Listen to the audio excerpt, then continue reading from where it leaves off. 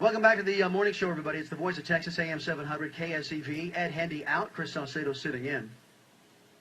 Of course, I don't want you to ever confuse me with those loudmouth leftist Latinos. I am the liberty-loving Latino. It is that time of year, that dreaded time of year where we have to deal with taxes, giving the government its due, or at least what the government says is its due. Kind of turns the whole concept of a government of, by, and for the people on its ear when it's our overseers in Washington telling us what we need to pay them. We should be telling them what their budget is, and they shall not spend more than that. That's the way it should be. But I digress. That's for a future time. Joe Mastriano is on the phone line. He's a CPA right here in Houston, focuses on helping Americans protect themselves from the Internal Revenue Service. And, of course, it's open season on conservatives out there, courtesy of the IRS, so we need Joe now more than ever. He's been in the business for over 30 years, folks, in an era where the occupier of the Oval Office uses the most powerful government agency against his political opponents. His services, as I mentioned, are really in dire need. Joe, welcome to the morning show here on KSEV. I'm glad to be here. And Chris, I love your idea. I really think it shouldn't be at the whims of the people in office. Well, that's the way it should be. And for some god-awful reason, Democrats, the reason why it is turned on its ear, they have a lot of the American people believing that government will tell us what we should pay. It's the other way around, folks. We are supposed to be a government of, by, and for the people. We tell them how much money we as taxpayers will give them for a budget, and if we wrote a balanced budget amendment, the language should read something like this: you shall not spend more than you are given by the American people, period. That's, like I said, another discussion for another day. Joe, huge tax increases coming our way, courtesy of Mr. Obama and his Democrats.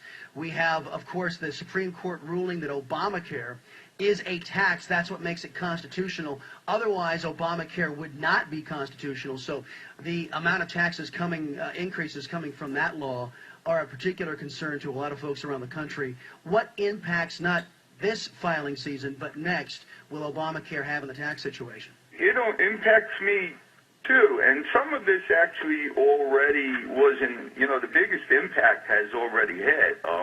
Earning over $200,000, your Medicare tax increases by 0.9%. And then what really got me is I have a Subchapter S corporation, like a lot of people, and we get a salary and we get dividends, the profit from the company carried over on the K-1, and there's a surtax on that of 3.8%. And it's like they want to take the benefit away of having the corporation.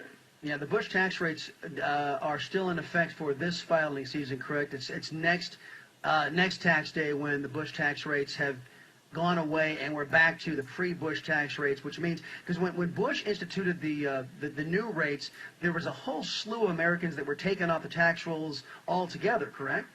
Yeah. Well, the stuff that's going to go away, there is a big change now that's going to happen. Itemized medical deductions, you deduct 10% instead of 7%, so less of your medical expense. The more money you make, apparently you're supposed to be healthier or something. The less by far you're going to be able to deduct for medical expense. Okay, let's talk about some more common, everyday Main Street folks here in Houston who just might be filing their taxes and might, start cracking the books or getting their return ready and get some surprises either from their CPA or from wherever they go, H&R Block or something like that. What are going to be some of the biggest surprises folks find filing this year? Oh, okay. Well, the ones I mentioned are for this year. Things are expiring at the end of this year. I think that's what you were originally asking me. Sure. What expires at the end of the year is deductions for things like, different credits, energy credits, storm windows, things like that. Your deduction for 179 advanced depreciation, it goes down from like $500,000 to $25,000 only. So businesses will take smaller write-offs that way and have to capitalize stuff more over time.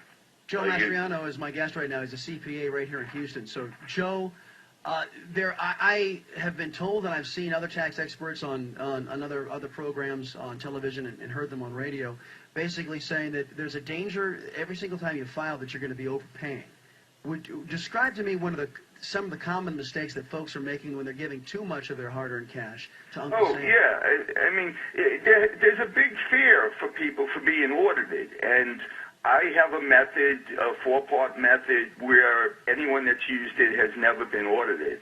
And if people Google Killer IRS, you can get to my website. I have a great free download.